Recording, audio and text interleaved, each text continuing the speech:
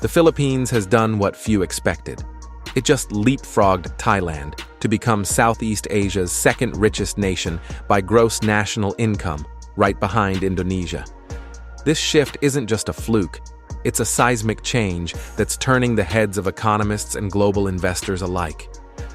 As of 2024, the Philippines recorded a GNI of $518.1 billion, overtaking Thailand's $510.2 billion. But what really sets the Philippines apart isn't just this ranking, it's the massive gap between its GDP and GNI, a unique feature among ASEAN's 6 biggest economies. While most countries' GNI closely mirrors their GDP, the Philippines has a $56.5 billion surplus, and that's no accident. Millions of overseas Filipino workers, nurses, engineers, seafarers, caregivers, and professionals are powering the country's economy from abroad.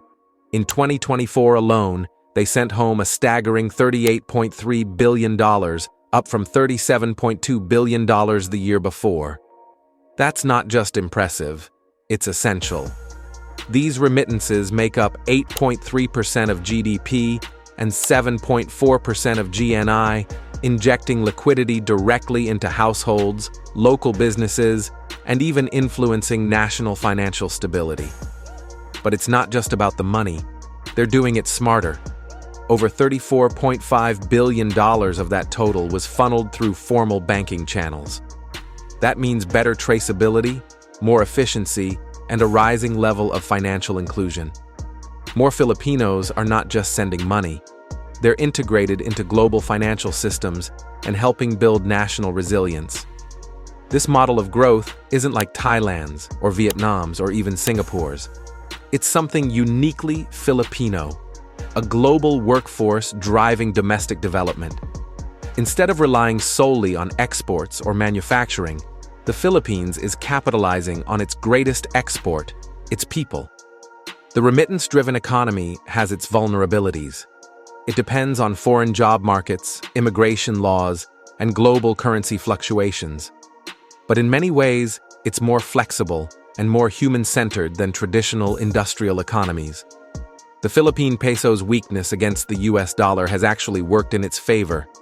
A lower peso means every dollar sent from abroad converts into more pesos, which encourages workers to send more, and they do. And here's where it gets even more impressive.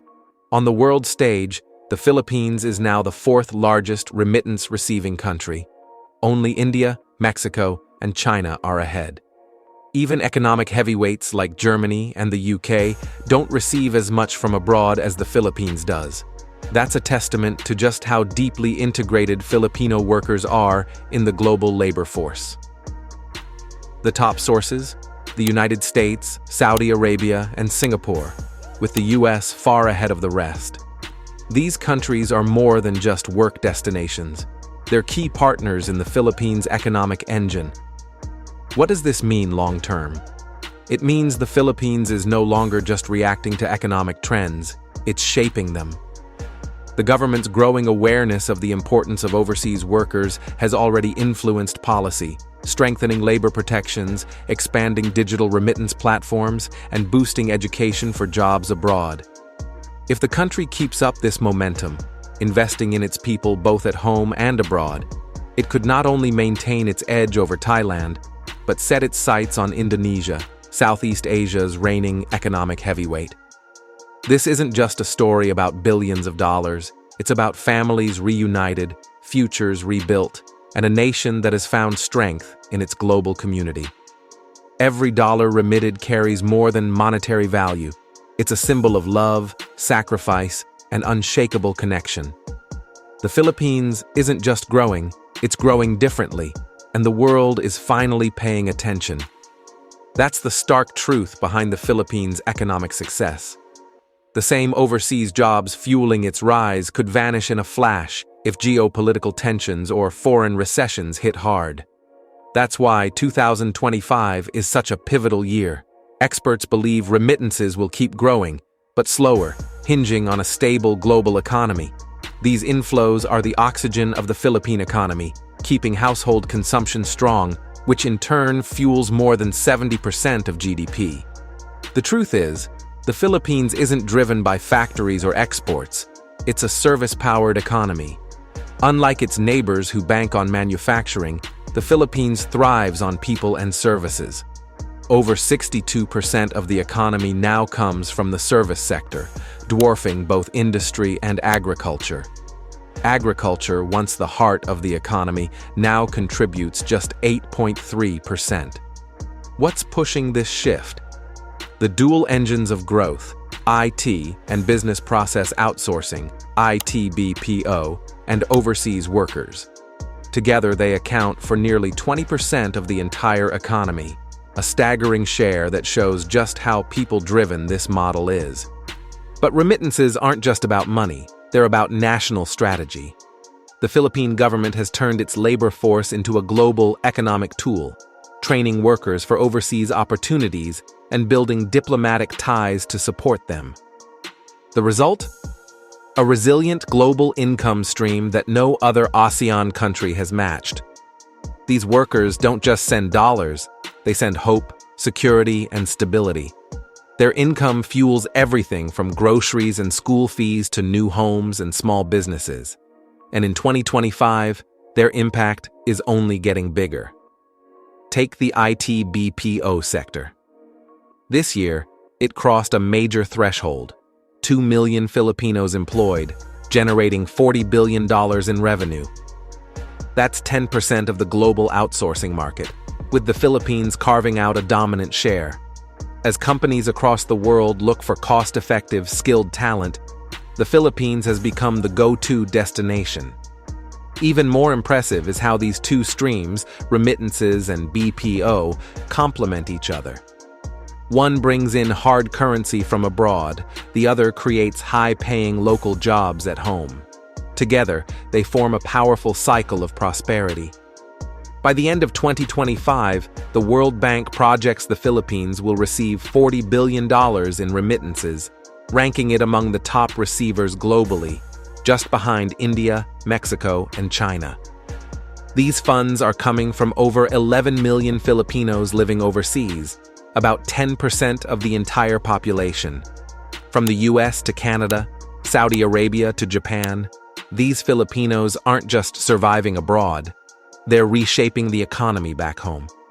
With this momentum, the Philippines is poised for a major economic leap. Experts forecast consistent growth over the next decade, fueled by this global-local synergy. As remittances and BPO earnings pour in, they create jobs, increase spending, and attract massive foreign investment. And it's already happening.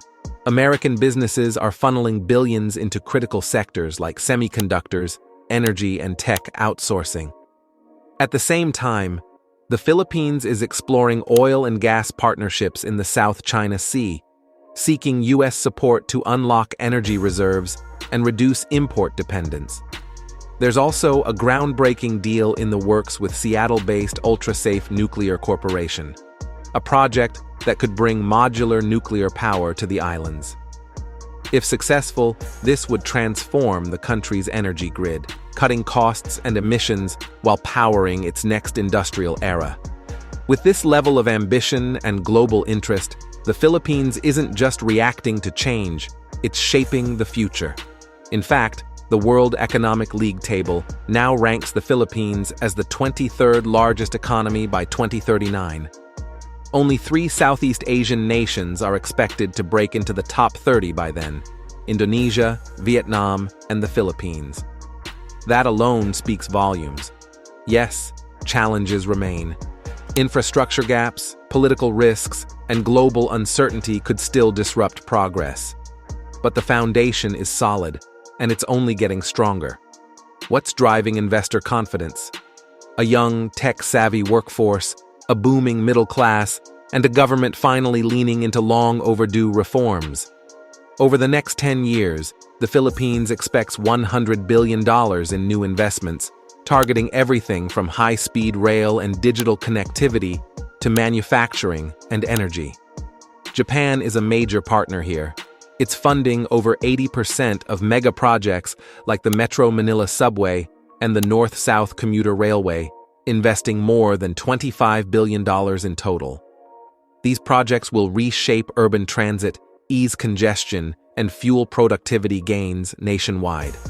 Meanwhile, the U.S. continues expanding in semiconductors and outsourcing, deepening its economic and military ties with Manila, especially in the face of rising tensions in the South China Sea.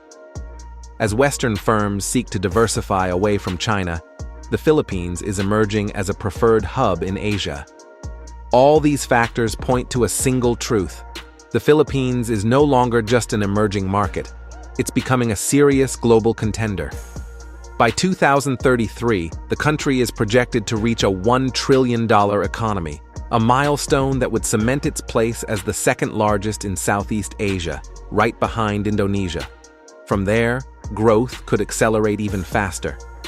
Per capita GDP, which was just $1,000 in 2000, hit $3,500 in 2007, 2022, and is projected to surpass $6,000 by 2030.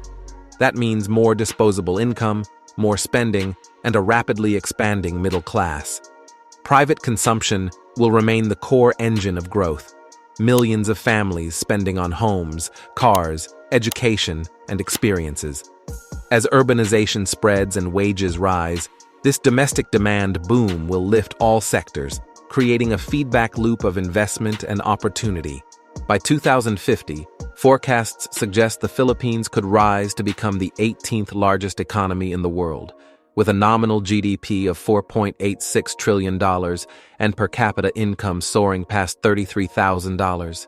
That's not just transformation, that's economic rebirth. But the future hinges on execution. Infrastructure must catch up, reforms must stay on track, and global partnerships must be handled wisely. If it gets this right, the Philippines won't just be competing with Thailand or Malaysia. It'll be challenging South Korea, Australia, even parts of Europe.